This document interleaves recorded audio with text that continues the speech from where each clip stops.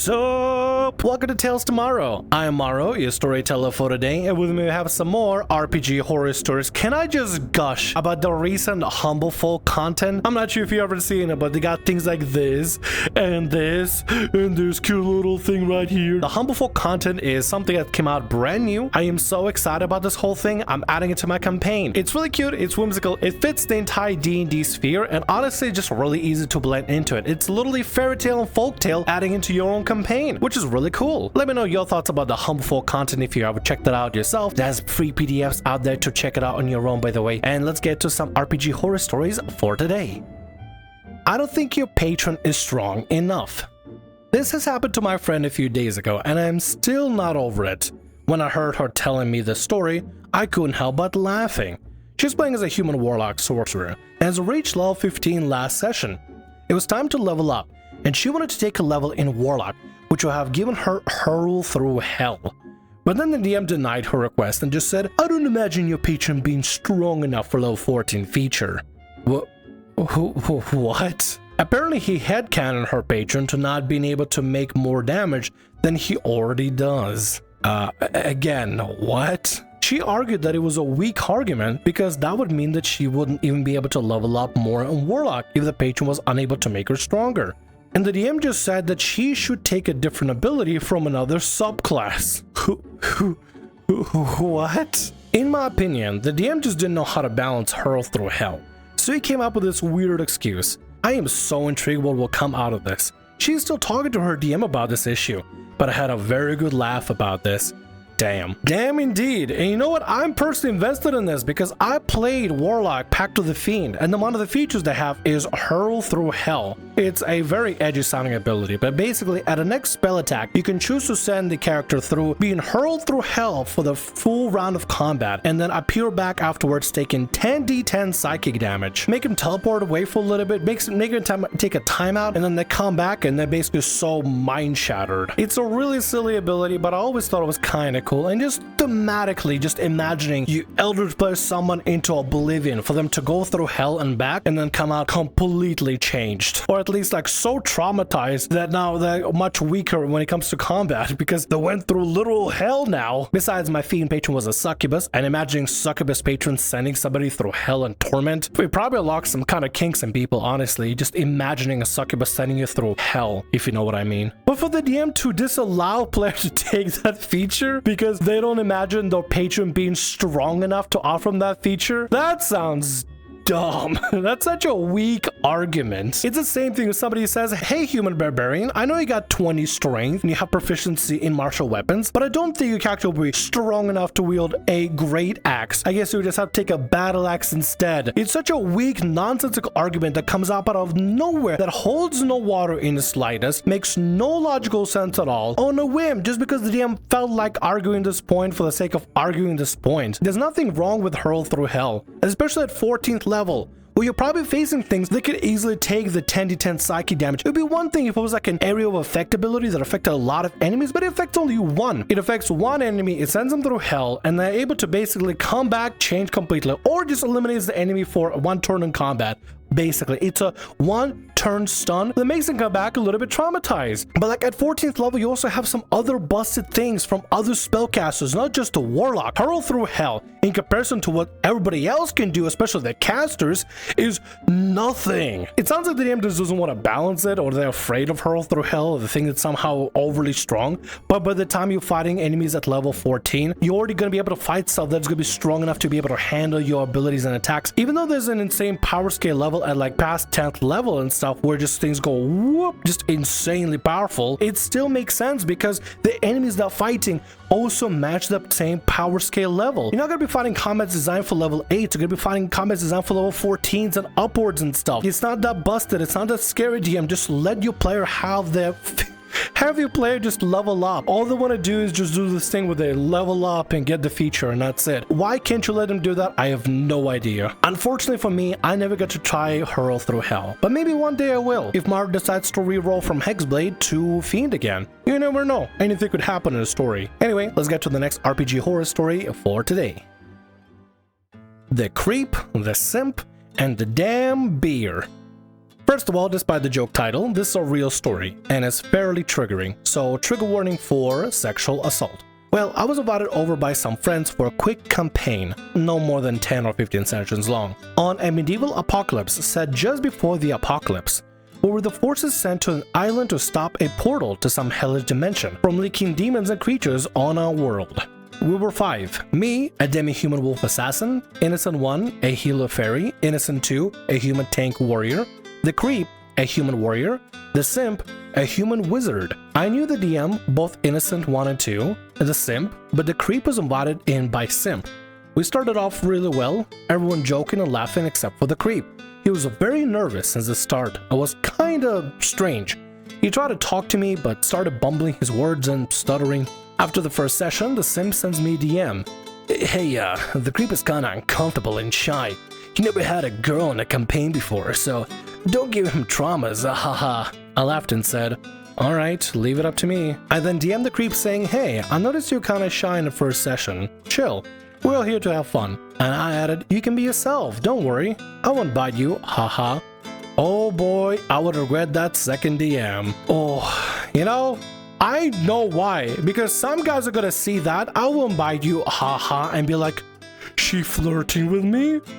Girl being nice? She flirt? Some people are just like they take niceness and they think that it's like somebody's trying to hit on them. Sometimes it's fine for people just to be nice, man. Just because it's a girl at the table, you can just treat them like anybody else. They just want to play the game as well. Like at the end of the day, we're all here just to play D&D, TTRPGs, whatever we want to play. We just want to have fun. Don't start thinking that everybody that just being nice to you just wants to hit on you. I get some people can be like lonely about that sort of thing and they can really just easily warm up to that and kind of get their fantasies going in their heads, but you gotta understand and remember, it's just strangers that you've met that you could potentially become friends with and then play with them and have fun, have a good time. At the end of the day, we're all here to play games, just have fun and roll funny math logs. So regardless of who is in the session, just treat him politely, treat him kindly, and you get kindness back, and then everybody can have fun. On the second session, the Creep started acting much more openly towards the rest of the party.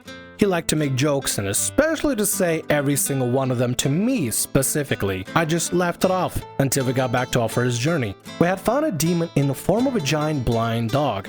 We had fun, but we were completely unprepared. The Creep, being a gentleman, asked if he could take every single blow for me. Since his turn was before mine and he always kept following me and attacking the damn thing, I never managed to use my best skills, which rely on surprise attacks and opportunity attacks. We got obliterated, but this encounter was more of a taste and for us to understand how dangerous these things truly were. Also, don't do this weird protective thing, just leave the player alone, let them play the game and stuff. If you are the tank and you want to tank for the party, tank for the party. But don't be an exclusive tank for somebody unless you talk with that person specifically about having the dynamic between characters. Mary and I have 2 characters. She is an Outland Rogue, I have an Aarakocra Ranger. We decided we want to have them have a connected backstory of being raised as orphans and being the 2 odd birds out in a sea of a bunch of other like regular human and elf children. But because they're the birds, they got treated, kind of badly, so they decided to stick together. And now they're thieves and partake in assassinations and stuff and all kinds of shady business that gets paid really nice moolah. And of course my Aarakocra would try to protect Mary's Owlin whenever he has the chance, but he's not gonna do like a, my lady,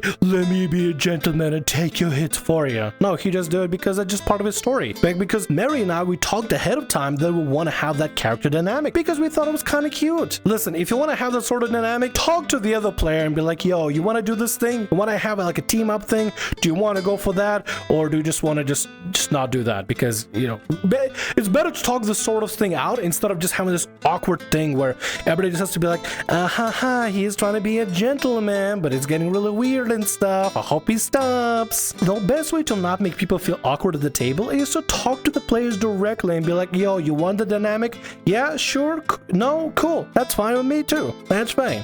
Talk to players, man. Talk to players. We all woke up in a field hospital. Everyone was alive, and the party decided to head for a tavern. There, my PC ordered a beer and stayed with the boys. Well, this is where the Creep and the Sim got their names. The Creep began to be uncomfortable to say the least. He started hitting on my PC and promptly joked and said I didn't want anything with him and that it seemed to make both the Creep and the Sim quite angry. The Simp was a wizard, but he was also an alchemist of some sorts. He made a potion early that would amplify the effect of the next potion someone drank. Quite useful, huh? Well, The Simp and the Creep go out to get more beer for all our PCs, but Simp added the potion on my beer. Found it to be a bit annoying that they did that, but my PC didn't see anything, so, well, drinking I did. Great! Alright, guys, we're gonna play the game. Who is going to win here? Is the Simp gonna become better? Is the Creep gonna become better? Or do they both suck? I'm calling that they both suck. That promptly made my PC completely drunk. With the DM adding, you can barely walk. The Creep then started being all weird, but Innocent One said, hey, take her to a room, leave her alone. Well, the Creep took my PC to his room, locked the door, undressed my PC, and you can guess what he did to her. With Simp eager to leave the other boys and join the Creep. First of all, ew. Second of all, join him? Ew. I immediately said to the Creep, dude, what the frick is your problem? He answered, well, it's not my fault you made a femoid horny PC. What? Femoid horny PC? What the fuck is that supposed to mean? What the fuck is... I need to look up the word femoid. Jesus Christ. Oh my god, there's an incel wiki. Perfect. Femoid is a derogatory term used in an incel community to refer to a woman. Femoid comes from the contradiction of the word female and android robot, to emphasize the allegedly icy nature of women. Another version of the expression is foid. Another derogatory term used to the incel community to refer to women is toilet. Oh my god. I've learned things I never thought I would learn. I regret everything. I was so disgusted I quit the call and said to the DM, if both Creep and Simp don't get kicked from the table, I will quit. Both Innocent 1 and 2 started saying in the chat and asking for the Creep and the Simp to quit, since they were uncomfortable playing with them. Creep and Simp didn't quit, and the DM was quiet and shocked to say the least.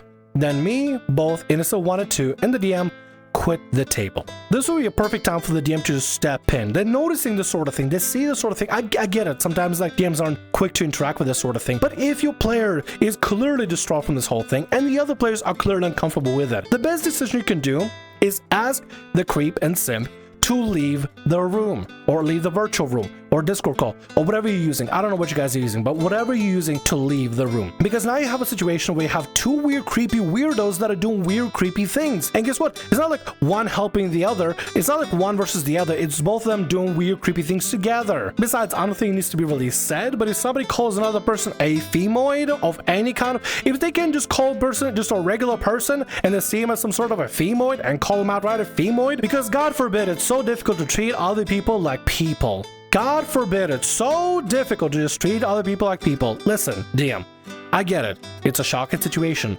I get players are upset. I get you're probably shocked as well. But at the end of the day, are these guys really worth it?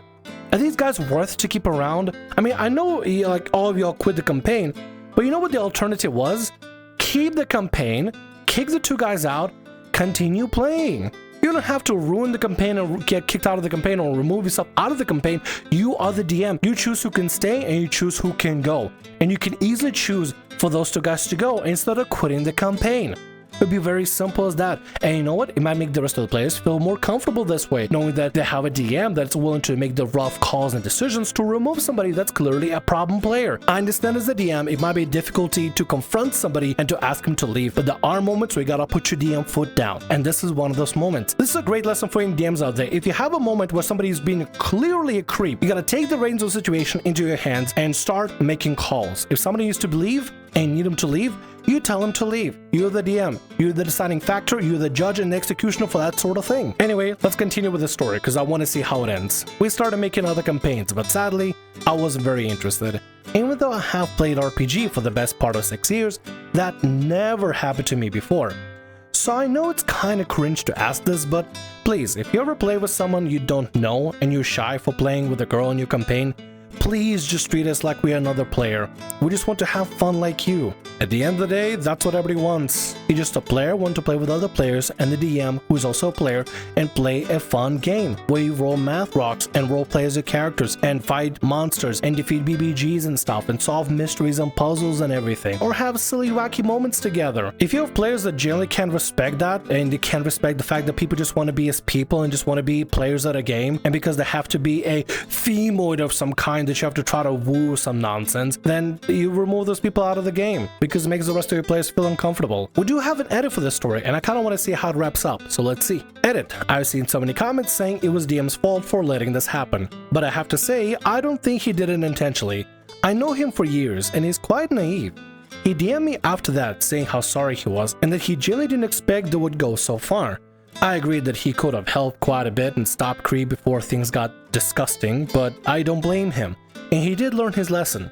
At least it's been some 2 years and he's behaving more seriously with those things. Anyway, just want to add this, and thank you for all the love and support in the comments. You're all awesome. Hopefully you found a game you can play with, maybe not with the same DM or the same group, but I mean, like, I get it. Situations like this can definitely spoil a hobby, because at the end of the day, you kind of left thinking, what if the next game that I join, I'm gonna find some weird creep or simp or somebody that sees me not as just another player and some Femoid. God. First of all, let me tell you how cringe it is to say Femoid. Throughout these RPG horror stories, I've learned a lot of incel lingo and femcel lingo, and I'm not happy about it, dude. That's like parts of my brain that are taken up by knowledge of this that I'm not happy with, but I have to know them now because I need to be aware of these sort of stories and these sort of things. I have to know what these things are. I have to start looking these terms up so I can fully understand the crux of the issue. The crux of the issue was the creep and the simp were just being very creepy and simpy and just really strange and weird and gross, and it ruined the player's experience. Actually, 4 people's experience: the DM, the innocents, and the OP.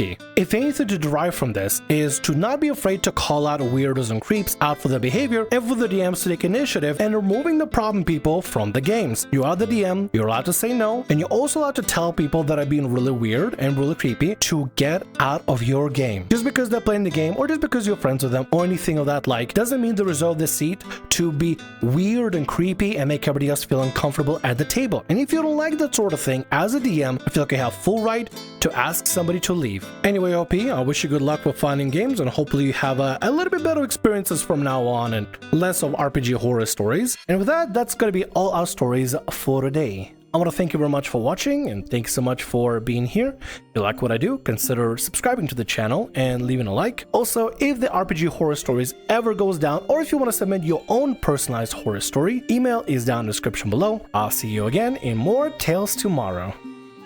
Bye-bye.